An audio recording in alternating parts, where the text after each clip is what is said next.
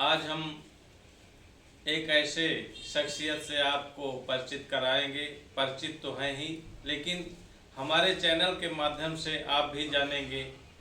यह दाढ़ी वाले बाबा के नाम से सुप्रसिद्ध हैं, आज से नहीं कई वर्षों से। और हमारे प्रदेश के मुख्यमंत्री शिवराज सिंह चौहान भी दाढ़ी वाले बाबा के नाम से इनको पुकारते हैं भरी सभा में। और ये हैं हमारे सतना विधानसभा क्षेत्र के लोकप्रिय कर्मठ जुझारू पूर्व विधायक शंकर लाल तिवारी जी, जो लगातार संघर्ष में रहते हुए अपना जीवन व्यतीत किए हैं। लगातार 3 बार वह विधायक रह चुके हैं, हैट्रिक लगा चुके हैं। फिर भी उन्हें कोई फर्क नहीं पड़ता कि मैं विधायक हूँ नहीं हूँ, रहा हूँ तब भी कोई फर्क नहीं। लगातार भीड़ के बीच में, लगातार लोगों के बीच में, हर एक गांव में जाकर, हर एक घर में जाकर लोगों से संबंध बनाना, प्रेम करना, उनकी समस्याओं का निजात करना उनके जेहन में रहा।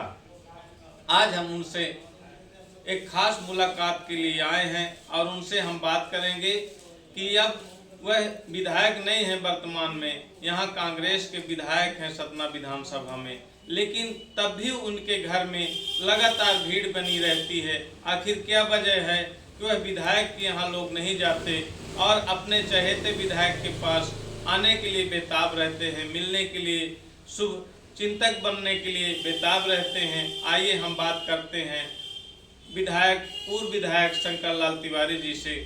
विधायक जी, हम दीपक शर्मा आपसे मिलने के लिए आए हैं। नमस्कार आपके तमाम श्रोताओं को, दर्शकों को, आपको भी बोलिए। हम आज आपसे मुलाकात करने के लिए आए हैं। अभी हाल ही में उपचुनाव होने वाला है। पहला प्रश्न हमारा यह है गांव विधानसभा का। सम्माननीय जुगुल किशोर जी नहीं रहे, उसकी वजह से वहाँ उपचुनाव होने वाला है। उस पर आपकी भाजपा पार्टी, आप विधायक नहीं हैं, रहे हैं बहुत दिनों तक, आप काफ़ी सक्रिय हैं अभी भी। उपचुनाव में कैसा रहेगा आपका वहाँ चुनाव, किस दृष्टि से लड़ेगी भाजपा वहाँ?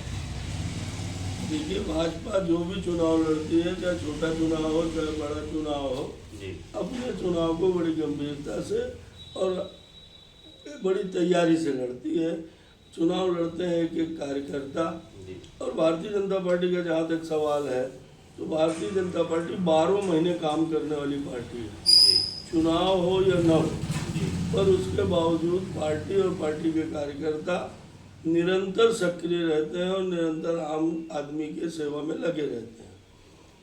जहाँ तक रहगांव विधानसभा की आपने चर्चा की है, वो वाजिब है, इसलिए कि रहगांव का चुनाव तो होना ही है। और हमारे श्रद्धेय नेता जुगुल किशोर जी बाकरी को मैं हृदय से श्रद्धांजलि भी देता हूँ। और सच में वो बहुत बड़े व्यक्तित्व थे, लगातार 4 बार वो 5 बार विधायक रहे। और इसी से समझ लीजिए कि रहगांव हमारी परंपरागत सीट है। रहगांव में आज लगभग 5 चुनावों से भारतीय जनता पार्टी वहाँ पर जीत रही है और दूसरी पार्टियों का कोई वजूद नहीं रहा। एक बार जरूर जब जुगुल जी स्वयं चुनाव नहीं लड़े तो बीएसपी के कैंडिडेट वहाँ से जीता। कांग्रेस का तो कभी वहाँ इन 25-30 वर्षों में कोई प्रश्न ही नहीं रहा। कांग्रेस वहाँ तीसरे चौथे नंबर में रहती रही। कांग्रेस का कोई वजूद रहगांव विधानसभा में बचा नहीं। बीएसपी से उषा चौधरी जरूर एक बार जीती, बहुत छोटे मार्जिन से, और वो इस कारण जीती कि जुगुल जी खुद चुनाव लड़े नहीं थे, उन्होंने अपने लड़के को लड़ा दिया था।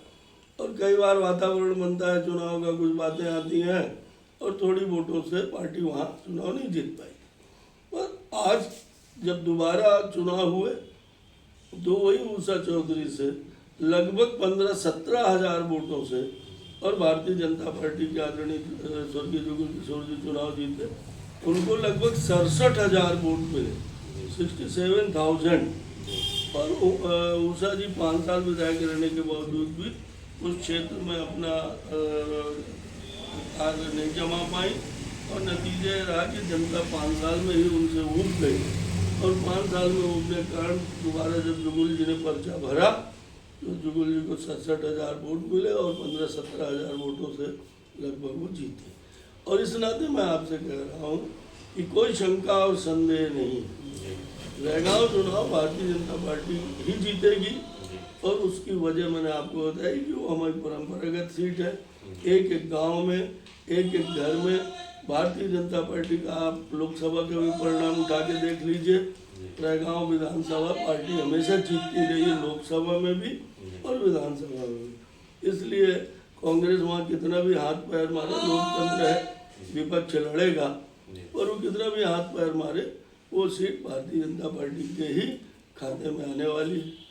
यह बात सही है कि भारतीय जनता पार्टी वहाँ लगातार विधायक अपना चुनती आई है और जनता जुगुल किशोर को अपना नेता मानती थी, लेकिन वह हम नहीं रहे। उनके विधायक बनने के लिए दोनों बेटे बेताब हैं। एक बार वह चुनाव भी लड़ चुके हैं। उनके घर में अंतः कलह भी मची हुई है, यह बात सच है। इसमें आपका क्या कहना है, क्या होगा? नहीं, कुछ थोड़ी बहुत होगा। परिवार में कई बार होता है कि मैं लड़ जाऊं, और पर कोई ऐसी अंतर कला नहीं है जहाँ तक मेरी जानकारी। मैं भी उस परिवार से खूब जुड़ा हुआ हूँ।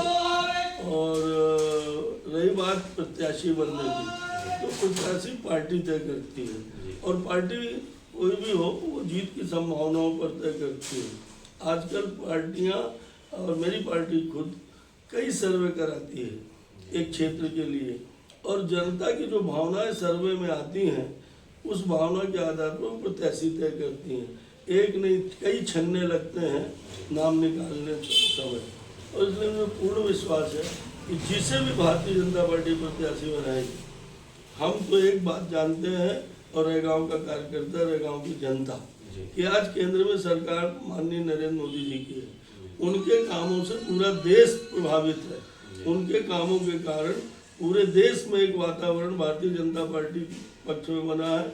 आप और इसलिए वहाँ कैंडिडेट कौन होगा ये बड़ा विषय नहीं है, क्योंकि वहाँ कैंडिडेट है कमल का फूल, और कमल को ही वोट मिलना है। कार्यकर्ता कमल के लिए ही काम करेगा। जिसके हाथ में कमल होगा उसके सर पर जनता का आशीर्वाद होगा। मैं इतना ही जानता। यह बात सही है, आपका कहना बिल्कुल सही है, लेकिन एक बात और है। जैसे ही चुनाव की शुरुआत वहाँ शुरू हुई है, वहाँ के कई गांव के लोग, कई गांव के सरपंच यह भी कह रहे हैं कि रोड नहीं है, सड़क नहीं है, बिजली नहीं है, रोड नहीं तो वोट नहीं, बरगी नहर का पानी नहीं है, पीने का संकट है, वहाँ पानी बिल्कुल कम है।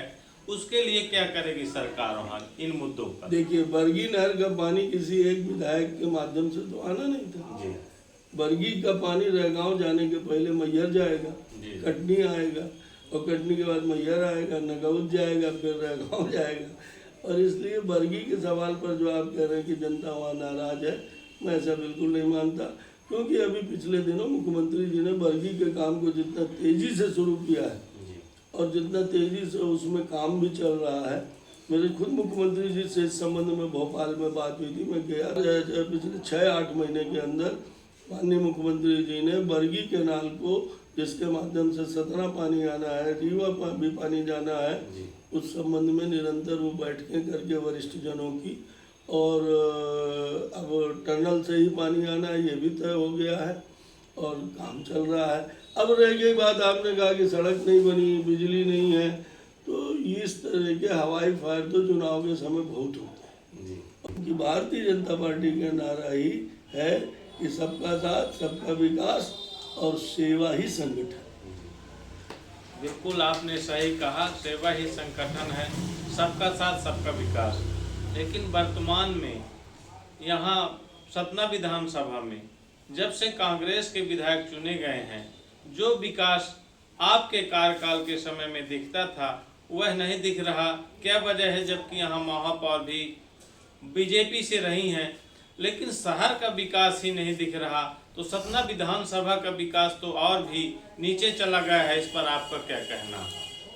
मैं कहना तो नहीं चाहता, क्योंकि जनता ने उनको जिताया है, मैं हारा हूँ, पर इसके बावजूद ये मुझे जरूर लग रहा है कि ये 5 वर्ष सतना के बेकार गए। जी हाँ, कहता हूँ कि उनको बताना चाहिए जनता को, और आपको उनसे पूछना चाहिए। ये सच है कि वो तिकड़म की राजनीति में माहिर हैं, और तमाम प्रकार के सिगुफे और जातिवाद ये सारा प्रपंच करके वो चुनाव जीत गए हैं। मुझे लग रहा है कि आप अगर सर्वे करेंगे तो सतना के आम आवाम में भी बहुत पछतावा है। और सतना काफ़ी इन 5 सालों में, जैसा आप भी कह रहे हैं, काम की दृष्टि से काफ़ी नुकसान है पीछे। ये बात सही है, आपका विकास अलग था, वर्तमान का विकास अलग है। अभी हाल ही में जो बारिश हुई, इसमें पूरा शहर जलमग्न है और विधायक जी कहीं निकल कर यह नहीं देख रहे हैं कि शहर की स्थिति क्या है, लोग कैसे परेशान हैं, कहीं निकलने के लिए रास्ते नहीं हैं। आप तो 2 पहिया से, पैदल से पहले भी घूमते थे, अभी भी घूम रहे हैं लगातार। वार्डों में जाते हैं, गलियों में जाते हैं, झुग्गी बस्तियों में जाते हैं, गरीबों की बस्तियों में जाते हैं। अभी भी आप पदों में भी रह चुके हैं, बिना पद के, निरापद होते हुए भी आप लगातार लोगों के बीच में जाते हैं। क्या होना चाहिए, कैसे लोगों का यहाँ आना जाना निस्तार? देखिए, ये जल भराव का जो मामला गंभीर है जी। और मैं सोचता हूँ मेरी बात नगर निगम के लोग भी सुनेंगे ही। और ये गंभीर है, और ये इसलिए गंभीर है कि इस बार कुछ थोड़ी चूक हुई है। पहले भी आपको हम हर जगह, हर कार्यक्रम में देखे हैं, यहाँ से भोपाल और भी जहाँ जहाँ सीएम साहब आते हैं वहाँ आपको ज़रूर बुलाते हैं और आप हरदम पहुँचते हैं। और दाढ़ी वाले बाबा के नाम से वो आपको क्यों पुकारते हैं, क्या प्रेम है आपके उनके बीच में? मैं उनका कार्यकर्ता हूँ और शिवराज जी हमारे इतने सरल और सहज स्नेह रखने वाले हैं सभी से, अकेले मुझसे नहीं। मैं तो उनका कार्यकर्ता हूँ, मेरे ऊपर उनकी कृपा और उनका प्रेम तो स्वाभाविक है कि रहना चाहिए है। इसलिए मैं आज भी कार्यकर्ता के रूप में कार्य करता हूँ और कार्यकर्ता से नेता का प्रेम होना ये सामान्य भाव है। धन्यवाद विधायक जी, आपने बहुत अच्छा भाजपा का कार्यकाल, भाजपा की रीति और नीति के बारे में जानकारी दी है समाज को। और आपने जो हमसे बातचीत करके पूरे विषयों के बारे में बताया, वह आज हमने दाढ़ी वाले बाबा जी से बातचीत की, वह अपनी पूरी रीति और नीति आप सबके समक्ष रखा और आगे भी वह ऐसी ही बातचीत करके आप सबको सजग और प्रेम स्नेह